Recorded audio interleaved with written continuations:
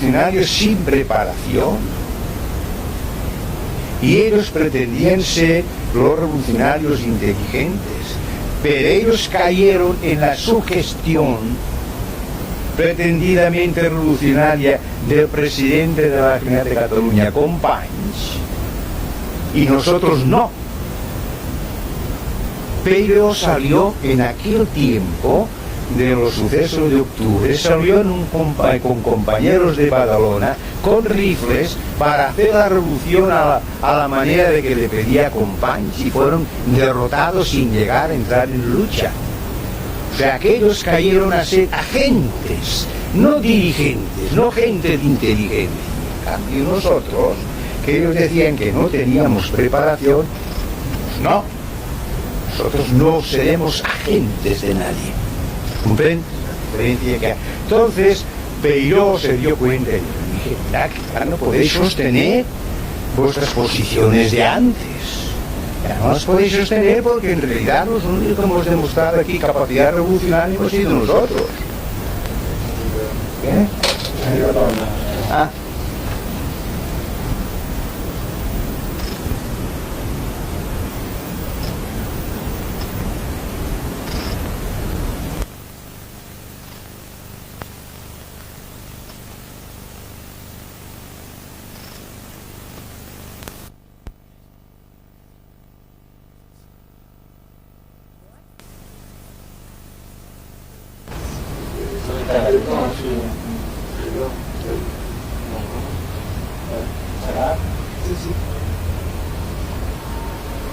Bueno, entonces llegamos a julio al 18 de julio del 36.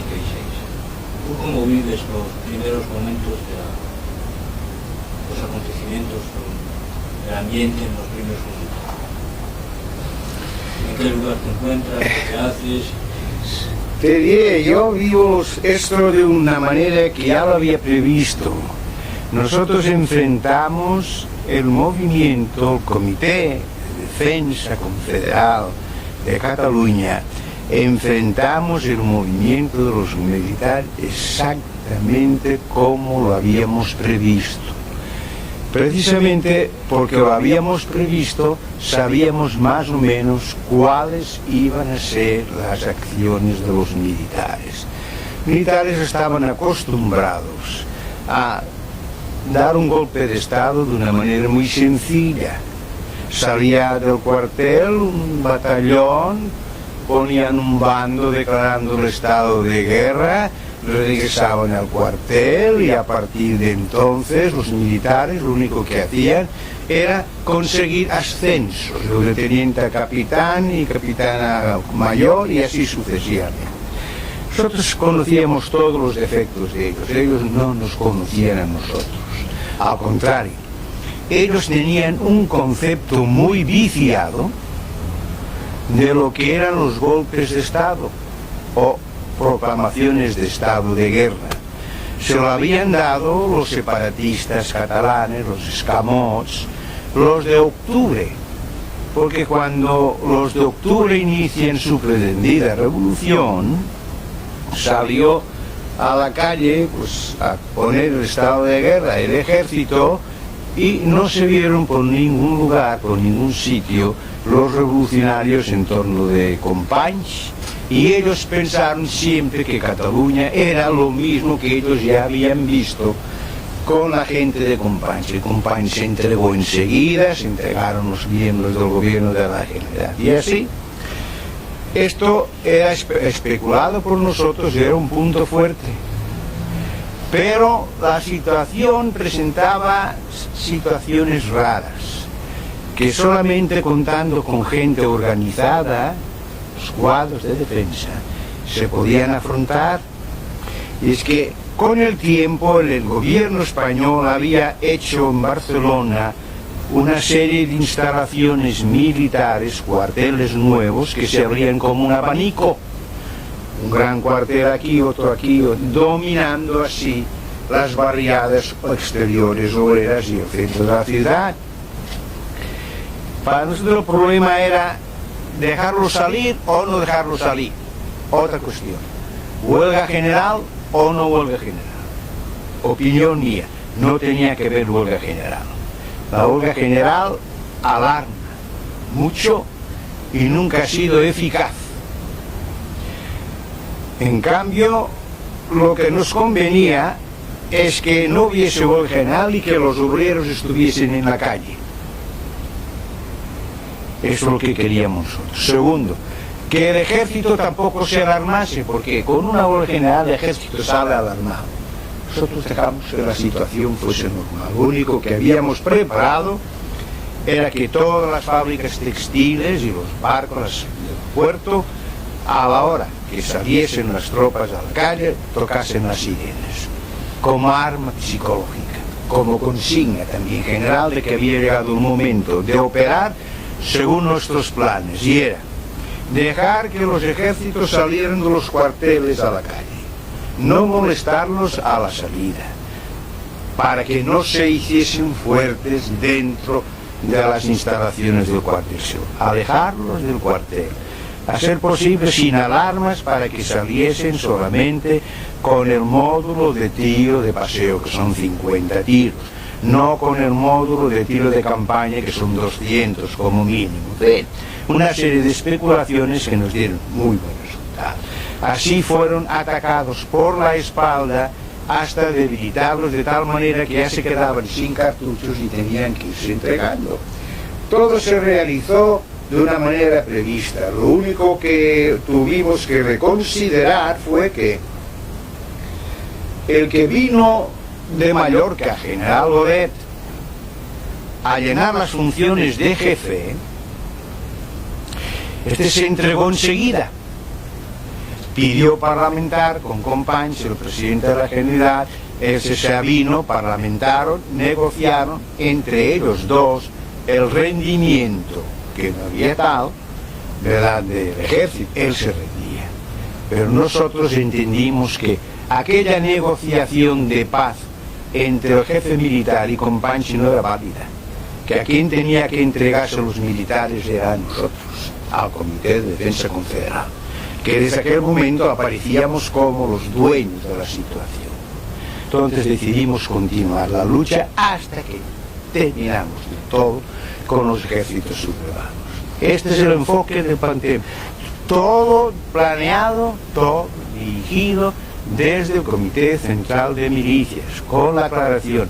El Comité Central de Milicias ocupaba puestos de vanguardia en la lucha y tenía un sitio de concentración para cambio de impresiones en la Plaza del Teatro, donde nos reunimos precisamente debajo de un camión, ahí donde nos reunimos para acordar que continuábamos adelante.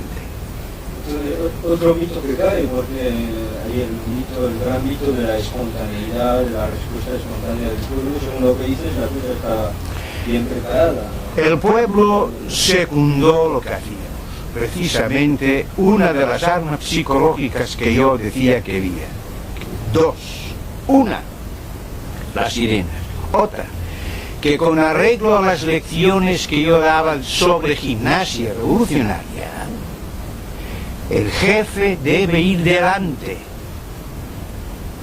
a correr todos los riesgos, porque la clase obrera ya había sido muchas veces engañada con revoluciones a lo tipo Le Rouge, que decía: compañeros, levantémonos e id vosotros. Y la clase obrera de España, de Cataluña sobre todo, estaba muy aleccionada. Uno de los defectos que le encontré al movimiento llevado de huelga revolucionaria en Zaragoza fue que el comité constituido se constituyó a la antigüita, que decía yo. Constituyeron el comité revolucionario, se escondieron en un sótano y lanzaron la consigna de que fueran a la revolución los demás, y los demás dijeron que por aquí, que así no iban a la revolución. En cambio, viéndonos a nosotros partir desde el Pueblo Nuevo, que es una barriada extrema, al centro de la ciudad hasta el comité regional, del comité regional por la calle de Fernando hasta la Rambla, el pueblo sabía que los dirigentes de la gente iban delante esta vez, que esta vez sí era verdad lo de la revolución. Bueno, entonces el 20 de julio creo que el 20 de julio hay la famosa entrevista. Terminando, cuando terminó la lucha, nos fuimos al comité regional, siendo agentes de organización, y fue entonces cuando Companys le pidió al comité regional que enviase una delegación para... ¿verdad? ¿Estuviste? Sí, estuve en nada. Estuvimos en la delegación, oímos las propuestas de Companys, la organización las aceptó en principio porque tenía que convocar un pleno regional para decidir en definitiva qué harían, y eso fue todo. ¿Tú cómo veías la cosa? Y yo quería que entonces, como siempre, creía que había que hacer la revolución total. Yo no quería lo que pretendía Companys era convertirnos a nosotros, los sindicalistas revolucionarios, en una especie de guardias de seguridad. Él pretendía convertir el comité de milicias que surgió en una comisaría de policía. Y yo lo que quería era convertir todo aquello en una revolución. Siempre, de ahora y de siempre. Es el pensamiento de los revolucionarios catalanes. Todos habíamos luchado por la revolución.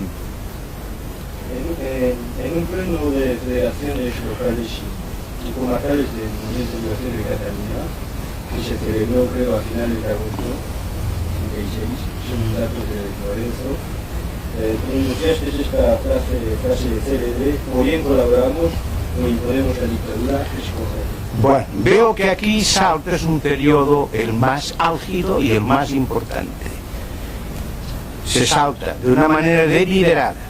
Lo mismo lo salta Peirats en su historia de la CNT, que lo salta ese amigo que acabas de citar, como se procura saltarlo. Antes hubo un pleno decisivo, el del 23, donde la Federación de Locales y Comarcales, donde el pleno de locales y comarcales, el CNT, FAI, Juventudes,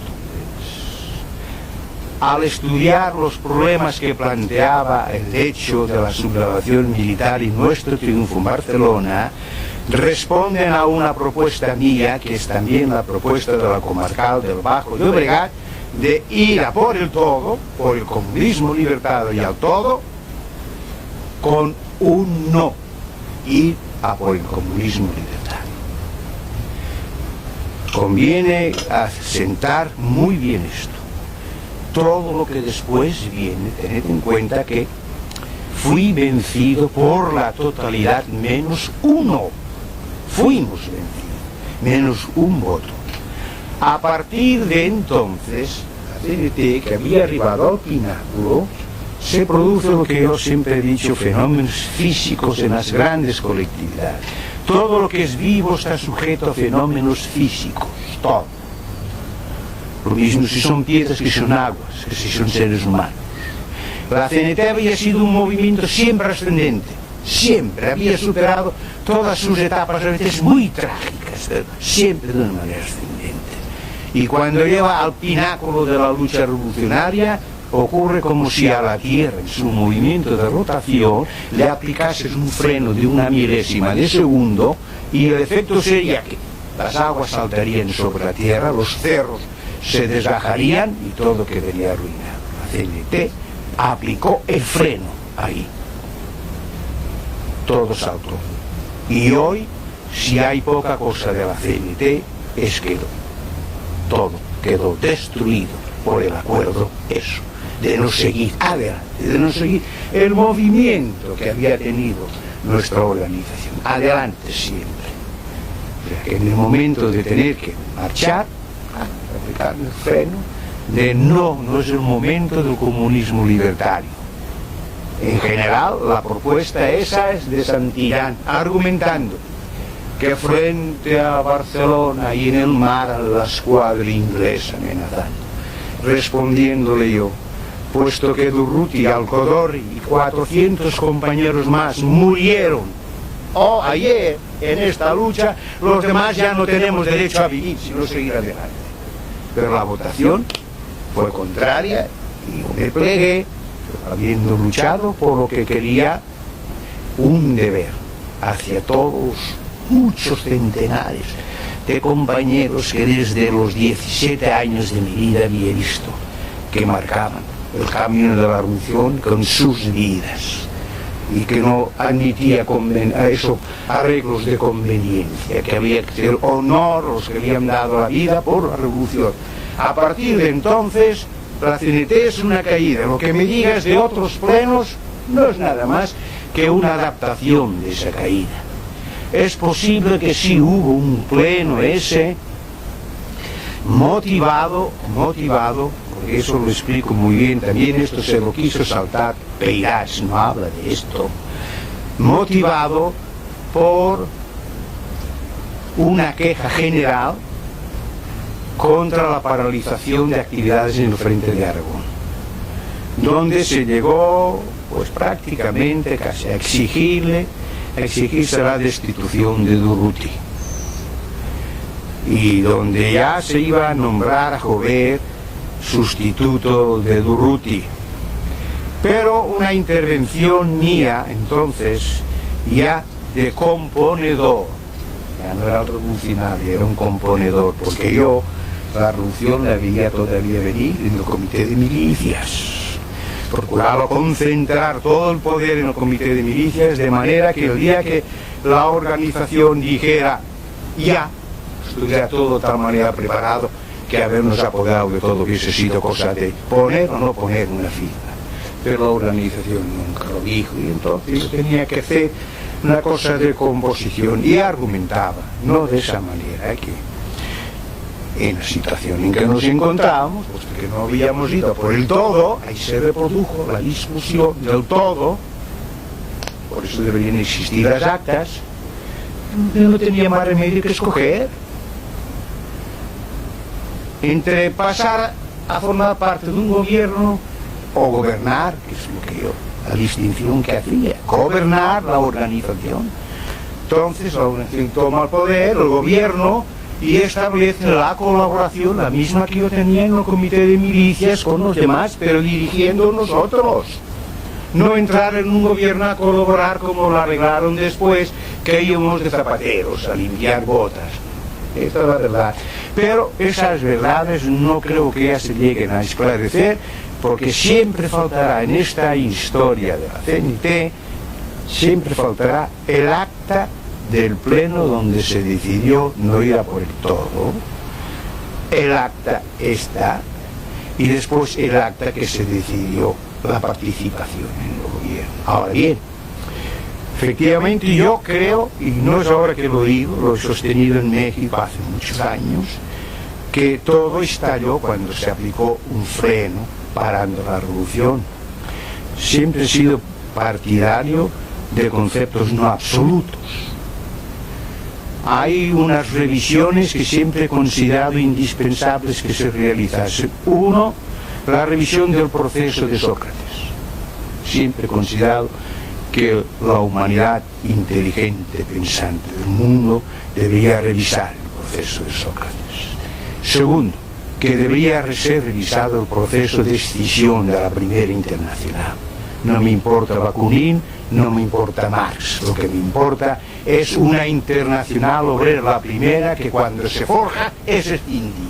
Y que ¿quién tuvo la culpa? ¿Quién tuvo más culpa? ¿Por qué? ¿Se puede componer? Siempre he querido que si la internacional obrera no se reconstruye una sola, agrupando todas las tendencias que pueden existir en el pensamiento humano, no es más que centro, derecha e izquierda, pueden ser más que esas que ya marcan las leyes de la física, que si no se logra esto, estaremos combatiendo nosotros a los comunistas vienen desprestigiándonos a nosotros, fracaso de la revolución rusa, fracaso de la revolución cubana, fracaso de la revolución china, porque con un solo contenido, con solo el rojo, no se puede estabilizar una revolución. Tampoco se podría con solo el negro, por eso la bandera roja y negra. Hay que darle a lo moral, lo que corresponde a lo moral, y hay que darle a lo material, lo que corresponde a lo material. A la hora de tener que edificar una sociedad, yo no me refiero a una conducta del individuo, creo que el anarquista es la posición ante la vida, una posición contemplativa. Creo que el sindicalismo es una actuación en la vida, una actuación sobre hechos sobre que hay que plantear y superar, o sea, distinguir bien lo que es una cosa de la otra. Cuando hablas de ir a por el todo, ¿es que tú crees que era materialmente posible para la CNT ir a por el todo? Es que, bueno, sí, ¿qué es el todo? Es una concepción maximalista. No, cuando digo eso es que, claro, quizá era posible ir a por el todo en Cataluña, pero la CNT era una organización nacional. Entonces... Siempre he querido que son minorías las que marcan el camino a seguir a las mayorías. Esto nos plantea el problema siguiente: si no es así, la CNT en Cataluña, si es como tú dices, y a lo mejor por desgracia es verdad, si la CNT en Cataluña está tan enormemente capacitada por encima del contenido de las otras regionales, ¿sabes cuál es el porvenir? Que la CNT de Cataluña se tendrá que hacer reformista, porque como no podrá emprender nunca sola la marcha hacia las realizaciones revolucionarias, porque las otras regionales todavía no están preparadas, a la hora de tener que esperar cuántos años, no tendrá más remedio que ir solucionando los problemas de la clase obrera de una manera a base de reformas. Tú te das cuenta de las consecuencias de una actitud o de otra actitud. No quiere decir que no sea verdad, pero yo en aquel momento quería que la organización tenía que probar. Además, lo que tenía que probar la organización frente a las otras tendencias es que, si bien se puede decir que toda forma de gobierno fuerte conduce a la dictadura, hasta ahora solamente teníamos ejemplos personales en la historia, no ejemplos colectivos. No había aparecido nunca una gran central sindical haciéndose cargo de la vida social. ¿Y por qué habíamos de prejuzgar de que forzosamente por incapacidad nosotros derivaríamos hacia la dictadura? Eso es declarar que nuestra ideología es falsa. Eso yo comprendo que aquellas organizaciones o países de educación marxista que cuando hagan deriva hacia la dictadura, porque el marxismo no cree en el hombre, que lo que hagan las organizaciones de tipo anarquista no pueden pensar lo mismo, no tiene por qué producirse lo mismo, porque el anarquismo sí cree en el hombre. La diferencia esencial: podrán escribir libros y libros sobre marxismo, igual se hizo con el cristianismo, libros y libros, pero no hay más que una diferencia. El anarquismo cree en el hombre, el marxismo no cree en el hombre. Por consiguiente, por muchos libros que se escriban, todo queda reducido así. Nosotros, en tanto que elementos que habíamos ejercido una honda cultura de propagación de las ideas anarquistas con el vehículo del sindicalismo, teníamos más remedio que probar que si éramos capaces o no capaces, porque hoy, si no hubiésemos sido capaces, hoy discutiríamos sobre nuestras fallas. Y ahora discutimos sobre entelequias, sobre lo que pudo o no pudo. La diferencia que hay de analizar lo que se ha hecho, por qué hemos fracasado, en qué hemos de revisarnos, en qué hemos de modificar, mientras que ahora no sabemos en qué hemos de modificar. Claro, creo que es una ruina, pero no soy partidario de conceptos absolutos. Si la ruina se produjo, hoy todavía creo que se puede reconstruir el sindicalismo revolucionario en España, entre otras razones, porque nunca he querido yo que el sindicalismo sea solamente el de la CNT. Sindicalismo es toda acción obrera tendiente a su liberación. Por consiguiente, hay muchas organizaciones sindicales todavía en el mundo. Es inquietante la actitud de los sindicatos ingleses. Estos están ejerciendo la acción directa, no nos hemos dado cuenta. No sé si ellos se han dado cuenta de que también están ejerciendo la acción directa, pero frente a los que propugnan el restablecimiento del antiguo poderío británico, que era el poderío de unos cuantos multimillonarios, a la situación actual, que dicen los sindicatos, pues lo mismo que dicen dos pobres de abajo. Si de probes no hemos de salir, ¿para qué nos hemos de sacrificar para el mayor engrandecimiento de unos cuantos multicapitalistas del mundo? Esto es una acción directa. Esto es llevar a un país a la ruina, a la pobreza. Sí, es una acción directa. Esto seguramente se producirá todavía en muchos sitios, porque si no aparecen soluciones a los problemas económico-político-jurídicos que tiene hoy el mundo planteado, las gentes adoptarán una actitud. Ya los soviéticos tuvieron que hacerlo en la guerra. Primero, como que la producción no subía y era de mala calidad, tuvieron que crear las brigadas de choque para ver si así se trabajaba más. Después, crear la mística del trabajo con el estajanovismo, ver si con mística estajanovista se producía más y mejor. No, esos no son caminos. La clase obrera rusa había hecho la revolución y se dio cuenta que la pirámide que regula la existencia política, jurídica, económica de la sociedad capitalista ha sido restablecida esa pirámide, lo mismo en la sociedad llamada comunista, donde arriba hay un sector de aprovechados, después le sigue un sector más amplio, no tan aprovechados, pero después y abajo hay los que trabajan. Claro, se dan cuenta y hacen fracasar cualquier sistema. Dicen que no, y es una acción directa decir que no. No solamente el sabotaje, la huelga, ¿no? El día que se estudie detenidamente cuál es toda la gama de la llamada acción directa que está en manos, potencialmente en manos de la clase obrera, organizado en sindicatos, se verá que cuando quiera la clase obrera dominará el mundo y reconstruirá el mundo a su manera, a su gusto. No hemos terminado todavía. Bueno, pero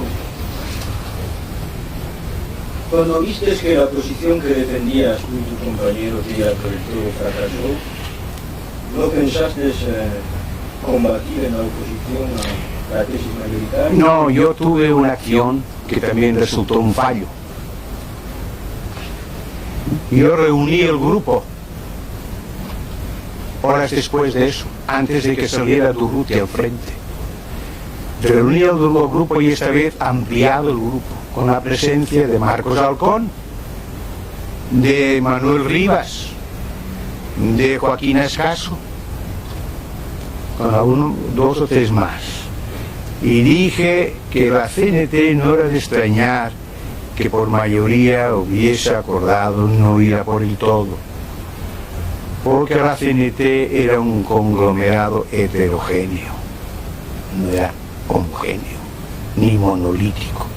Por consiguiente, que colocados cada uno de los representantes a tener que decidir, optaban por lo más cómodo.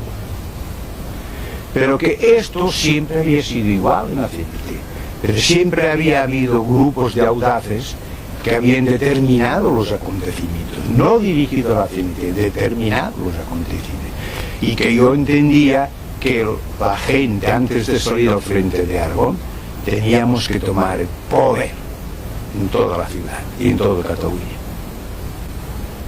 Durruti se opuso,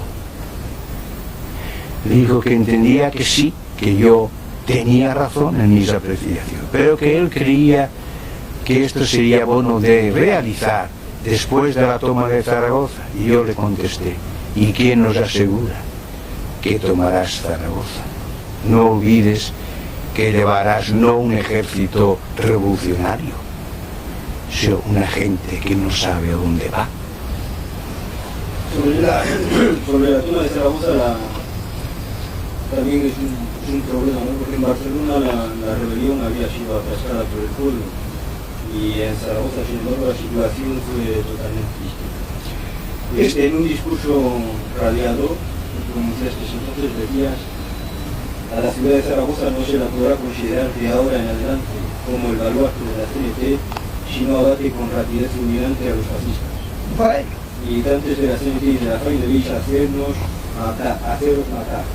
Tened en cuenta que si el proletariado catalán respondió como un solo hombre, se debió a que los militantes destacados ocuparon las filas de mayor peligro.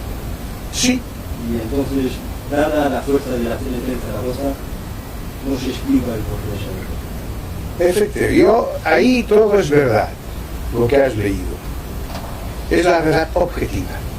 La subjetiva es que no obstante haber nosotros logrado un acuerdo en un pleno de regionales de al principio de la República, que en cada regional se constituirían los cuadros de defensa y se regularían por el espíritu de la gimnasia revolucionaria, no logramos que se llevase a cabo.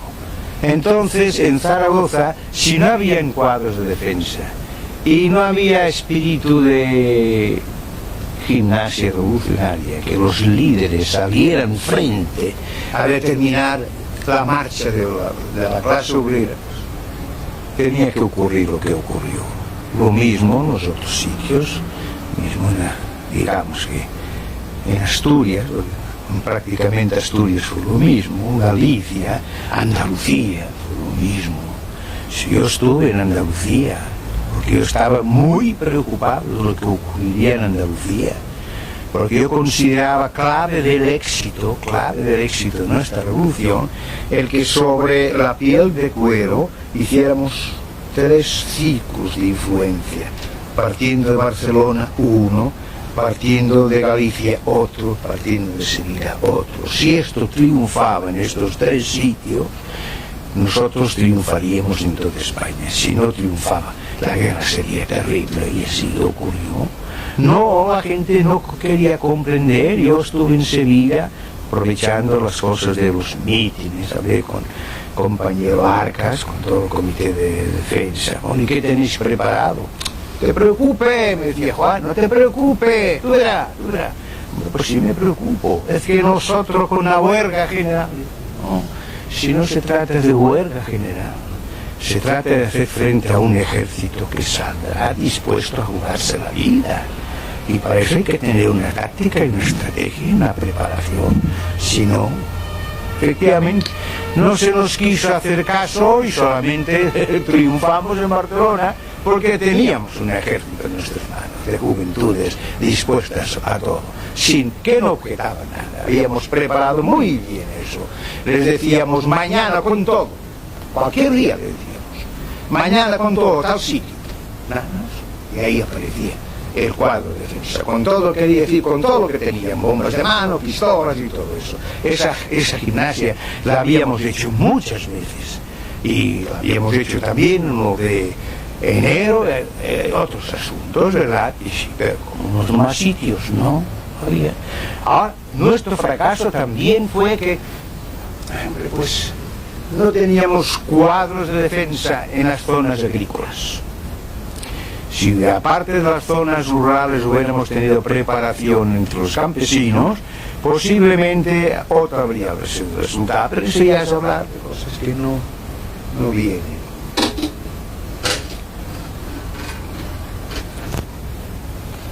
¿Qué nos puedes decir sobre la organización de las columnas desde Barcelona?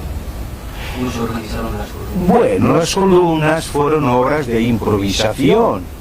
Nosotros teníamos que sustituir un ejército con todos sus mandos, ordenamientos, disciplinas. Entonces, nosotros lo único que pretendíamos era taponar, de forma que no vinieran sobre Barcelona los ejércitos organizados de los sitios donde no había triunfado la revolución. Entonces esas columnas salieron con un ánimo muy bien dispuesto para eso, se convenía taponar.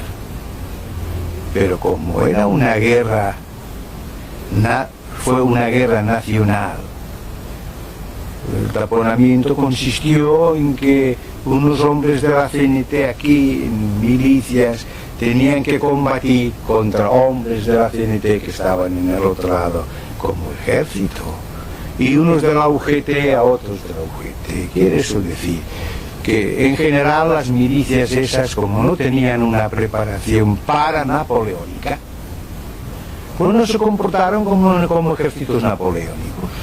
Creo que si Napoleón hubiera tenido que hacer frente a guerras del interior de Francia, nunca habría sido Napoleón. La grandeza de Napoleón es que con un ejército de una nación, que fue Francia, que surgió entonces de la revolución, tuvo que combatir con muchos principitos que habían en la geografía de Europa. Y claro, como eran principitos débiles, los iba venciendo a todos. Hay una cosa que me está... quisiera que me contestes, es que cuando miras un poco las cosas de cerca te das cuenta que todos los supervivientes del grupo, los solidarios, han sido responsables militares, o responsables de orden público, Alfonso Miguel o Luis Fernández, o responsables políticos.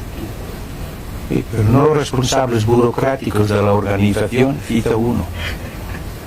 No, pero es interesante. Sí, nosotros, ya te he dicho, teníamos el principio de la gimnasia revolucionaria, que los que aparecen como jefes tienen que ir al frente de la lucha. Pero no estamos en la preparación de la burocracia sindical contrarrevolucionaria. Por eso nos vencieron. Bueno, otro problema que creo que es importante, se discute sobre cuando se decidió mandar parte de la columna de Urrutia a Madrid. Hay dos tesis, una tesis que dice que Urrutia estaba en desacuerdo y otra tesis que dice que Urrutia estaba de acuerdo. Es que tú tuviste ocasión de hablar con él. Yo hablé con él, ya una vez vino a Madrid, vino a Valencia a verme cuando se iba a Madrid y yo lo acompañé hasta Madrid. Y él me explicó lo que había ocurrido, que reunidos ahí la Federica, Santillán y Marianet crearon una especie de demagogia, de que Durruti tenía que ir a Madrid a salvar Madrid. Pues no, yo no creía en estas cosas, no he creído nunca. Pero ellos lo forzaron a ir a Madrid, hubo incidentes de más y de menos, y yo logré que cambiase de actitud, de que aceptase que el ministro de la guerra le confiase el mando de un cuerpo de ejército. Él aceptó, regresó a Barcelona para llevarse de su columna unos cuantos compañeros de confianza para enquistarlos en el cuerpo de ejército. Ahí otra vez la Federica, Santillán y Marianet dijeron que no, que Madrid si no iba Durruti se perdería, la demagogia, ¿verdad? Lo embarcaron otra vez para Madrid y al fin, cuando ya vienen a verme, ya a las altas horas de la noche estoy en el hotel, y bajo yo porque me dice uno de los míos que abajo está Durruti y la Federica que quieren hablar conmigo, están los dos sentados dentro de un automóvil y me explican lo que pasa. Y le dije a Federica, pero vosotros qué queréis, que maten a Durruti, porque querían meterlo y lo lograron en un frente de Madrid donde ya habían más de 200.000 hombres luchando sin darle nada. Entonces tenía que mezclarse con los que estaban en las trincheras y tenía que morir, era matarlo. Otra cosa era, como yo le había propuesto, de jefe de un cuerpo de ejército con 3 divisiones, que hay que regular 3 divisiones, el mando está aquí, las 3 divisiones aquí las diriges.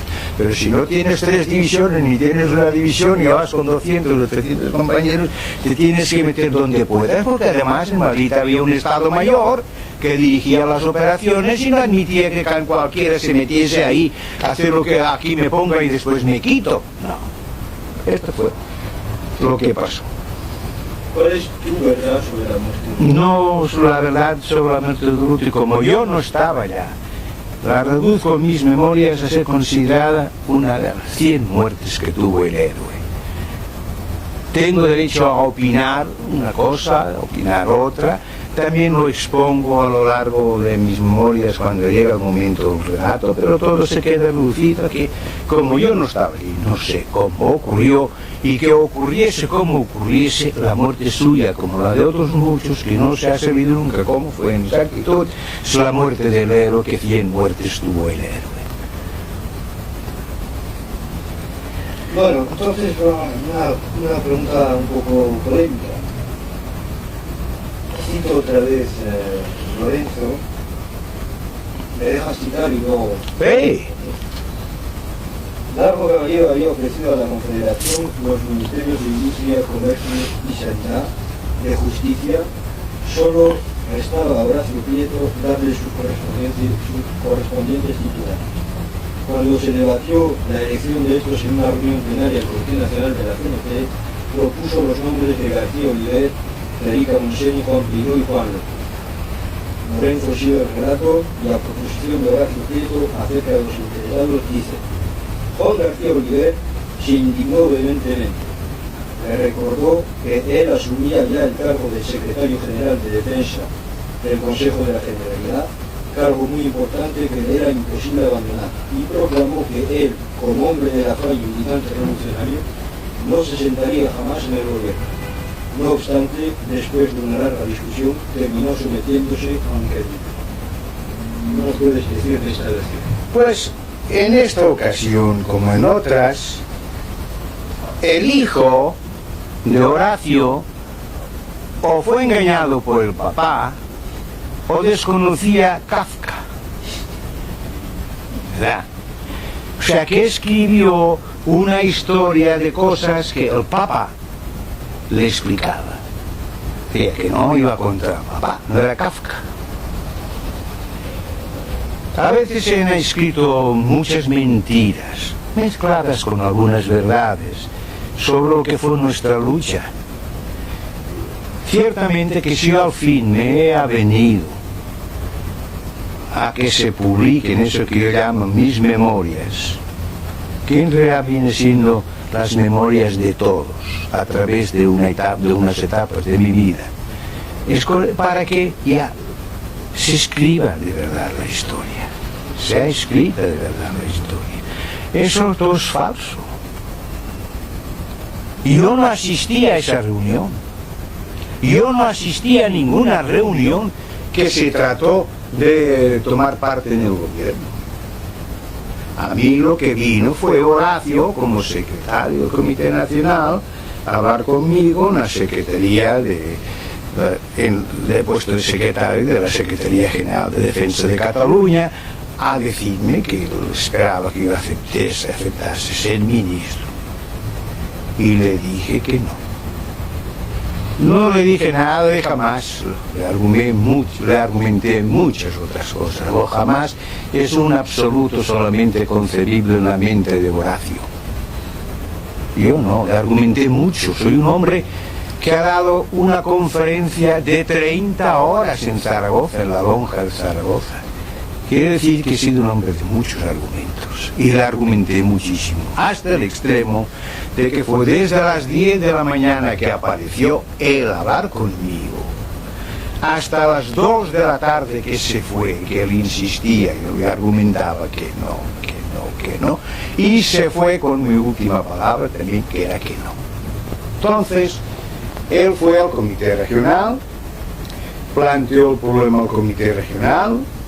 El Comité Regional convocó su pleno, ese pleno de locales y comarcales que tenía ahí siempre a mano, porque ya estaban permanentes los delegados de los locales y comarcales.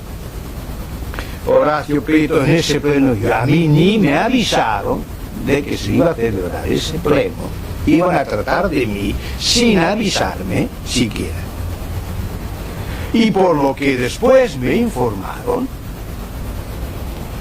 al llegar a la cosa de los nombramientos ocurría que él ya había hablado con Peiró y le dijo que sí, y había hablado con López de Valencia y le dijo que sí, y que la Federica le oponía reservas no ideológicas, sino de conveniencia, porque sabiendo que yo le había dicho que no, ella no quería decir que sí. Entonces ella en el pleno, según me han informado, porque yo no asistí, impuso dos condiciones para poder aceptar ser ministro. Una, que el pleno acordase imponerme la obligación de aceptar ser ministro. Otra, que sus papás le autorizasen a ser ministro.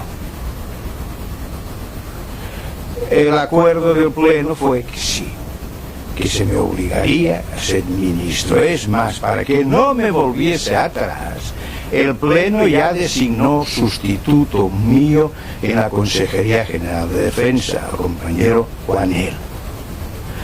Cuando Marianet, por teléfono, nunca ni siquiera en presencia de ellos, me avisó de que debía arreglarme, estar previsto para marchar aquella misma noche a Madrid para tomar posesión del ministerio, le dije, bueno, ¿y estos acuerdos de qué? Dice, esos acuerdos del pleno de locales y comarcales. Entonces no tengo más remedio que acatarlo. Dice, sí, y además ya va a venir enseguida el que te sustituya a ti aquí. Muy bien, pues voy a acatar el acuerdo del pleno. Pero que consta, Marita, contar tú abajo, de que habiéndoseme comunicado el acuerdo del pleno, y yo lo acato, no es que lo acepte, lo acato, con mi protesta, con mi protesta. Esta es la verdad histórica. El por qué ha sido desaparecido, se ha hecho desaparecer este pleno, estas actas, este es el misterio bien claro, de los que no les convenía que se supiese. Lo mismo que el acuerdo del pleno, en que se debatió si sí o si no ir por el todo. Lo mismo que el acuerdo posterior, en que se debatió la actitud, la cosa del Frente de Aragón y mis opiniones, etc. 3 actas que han desaparecido y que contienen la verdad, la verdadera verdad histórica de lo que le pasó a la CNT, porque todo lo demás es secundario. Más, el segundo pleno es secundario del primero, y el tercer pleno es secundario del primero. Si no hubiese recaído el acuerdo del primer pleno, no queriendo ir a por el todo, no habríamos tenido que llegar a formar parte del gobierno, ni discutir si sí o aquel tendría que formar parte del gobierno, ¿no? Una cosa, pero esas 3 actas se complementan y no hay historia posible. Y me avergonzaría a mí de recibir un solo centavo por la venta de una historia que es falsa, que ha sido deliberadamente falseada. Lo siento por el querido compañero Peirats, pero esa historia él debió haber visto, porque él era militante activo de la organización de Barcelona, debió haber visto que quien le encargaba que la escribieran le habían sustraído las 3 piezas más importantes y que deben de recobrarse o deben reconstruirse, convocando, no importa qué compañeros hubiesen asistido a esos plenos para que digan la verdad sobre lo ocurrido. A tu modo de ver el planteamiento de colaboración en el gobierno, ¿es que la CNT lo hizo inteligentemente, es decir, con un dossier, con una preparación, o es que no se comprende muy bien, por ejemplo, vosotros, los ministros nombrados, cuando fuisteis al gobierno? ¿Es que teníais misiones concretas o...? Nosotros no teníamos ninguna misión. El Comité Nacional no tenía hecho ningún estudio. Esto lo explico detenidamente en las memorias, porque sí también vale la pena ser conocido. No por la vanagloria de lo que dije, no, sino para que siempre se procure que los comités hagan lo que deberían hacer. Ahora bien, creo que después del acuerdo de no ir a por el todo es el resultado de lo mismo. Estábamos cuesta abajo. Cuando la CNT admite ya formar parte del gobierno, no lo confiesa, no lo dice, pero está en la pendiente hacia abajo. Esto sí lo digo yo en mis memorias, en la pendiente.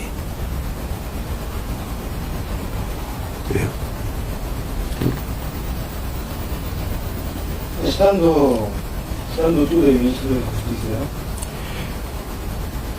el decreto del 28 de diciembre del 36 crea los campos de trabajo destinados a los artistas. El decreto del 13 de mayo del 37 amplía las funciones de los tribunales de Estado. Bueno, esto si no me traes los decretos, no podemos comentar los decretos.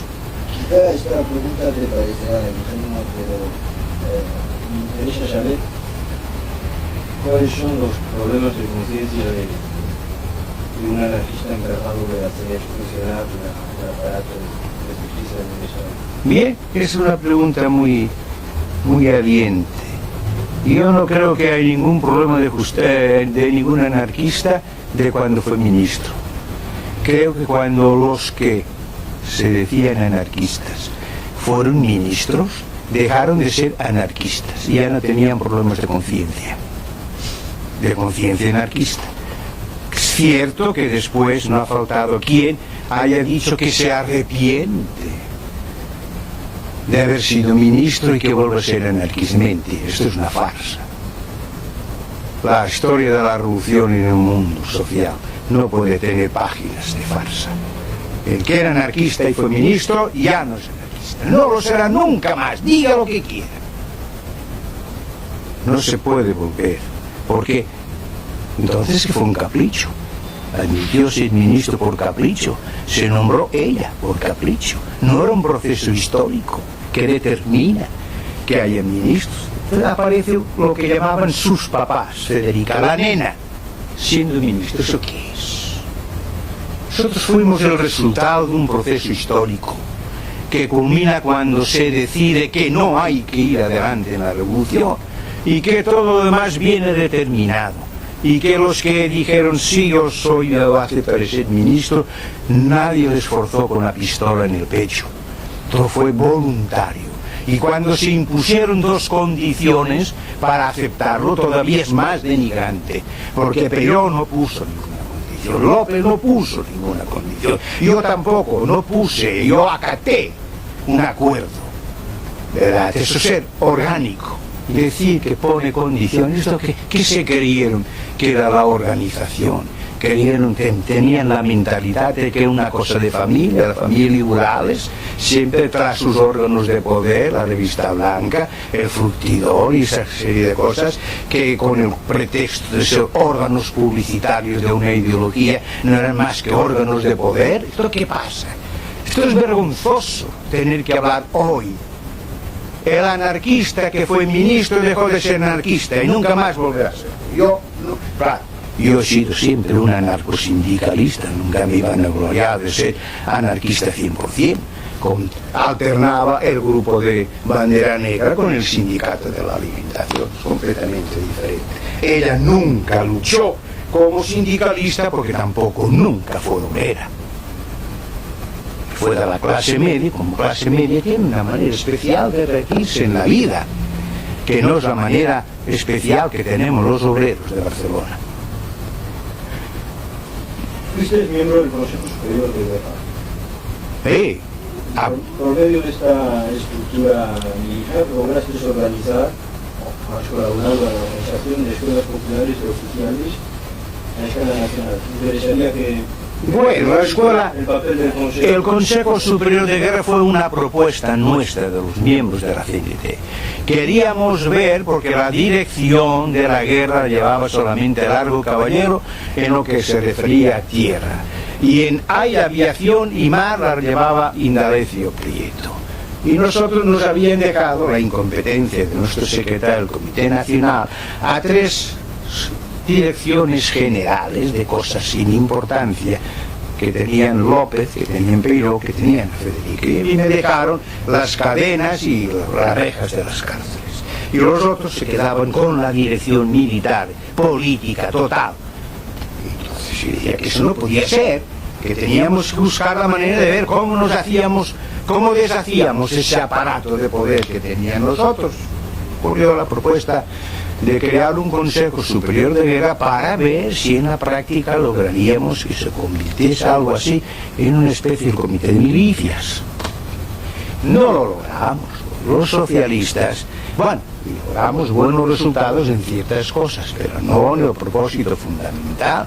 porque los socialistas viejos como Largo Caballero y demás tenían escamas, son gente muy ducha, sabían que los órganos de poder los tenían que retener ellos, no darlos a nosotros. Entonces, lo que logramos no fue todo lo que pretendíamos. Sí, logramos alguna cosa. Algo muy importante que se ignora, que ante el vacío que había de autoridad militar en Madrid,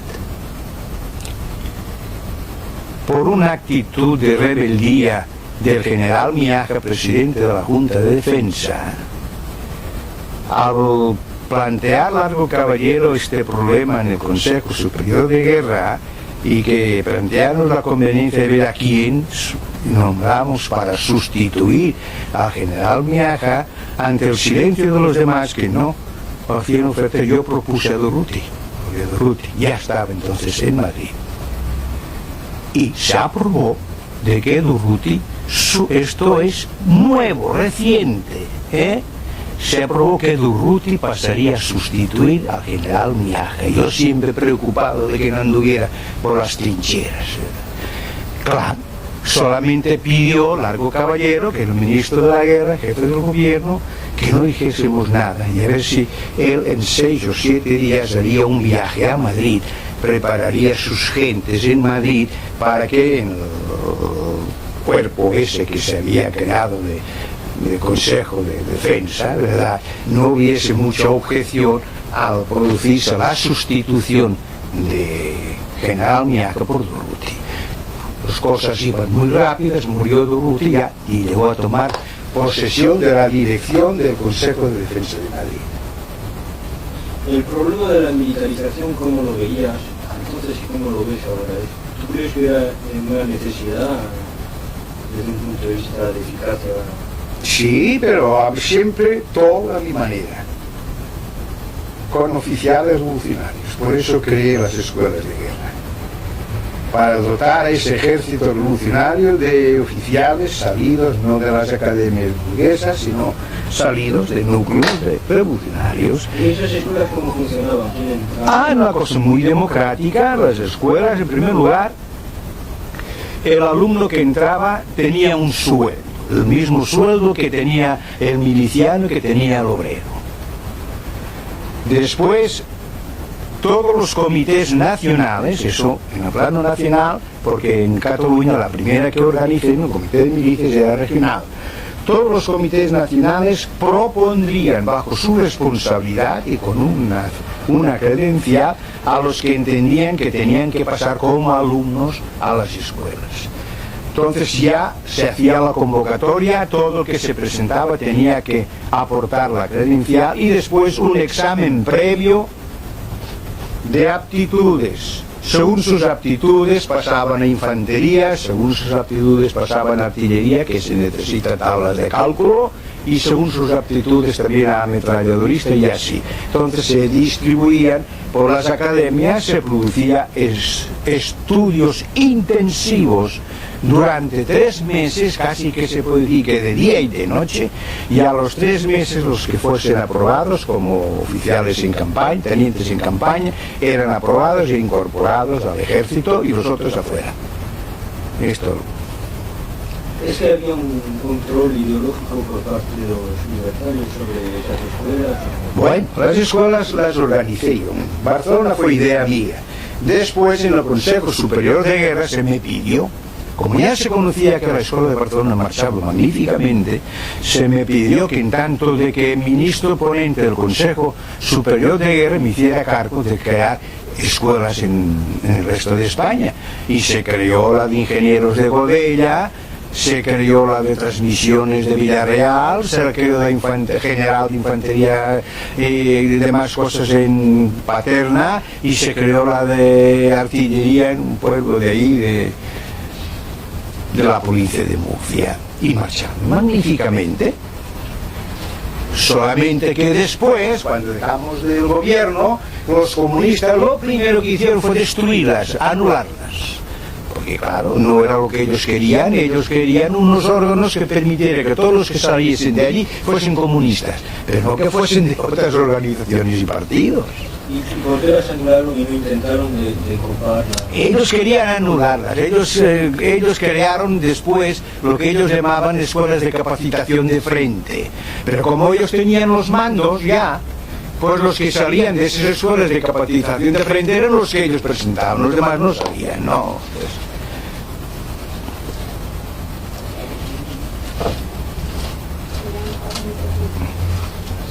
Bueno, entonces ahora llegamos a otro acontecimiento central, ahora fundamental, que es el mayo 37. ¿Tú cómo viviste esos días de mayo? ¿Qué te recuerdas de esos episodios? ¿Cómo ves la cosa ahora? No, ahora entonces, nosotros teníamos un expediente elaborado aquí en París por la Comisión de Investigación del Comité Regional de Cataluña. Con arreglo a este expediente se probaba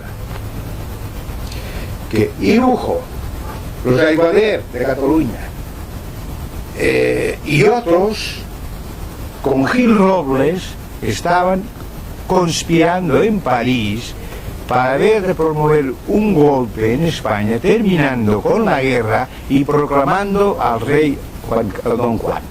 Este era el